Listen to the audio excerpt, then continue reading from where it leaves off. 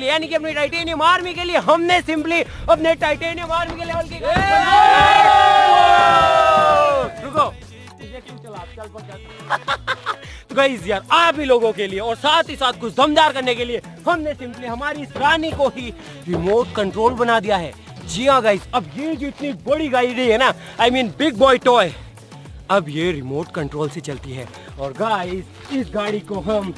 इस रिमोट से भी चला सकते हैं, इस गाड़ी को हम इस Xbox के रिमोट से भी चला सकते हैं। लेकिन गाइस ये जो Xbox का रिमोट है ना,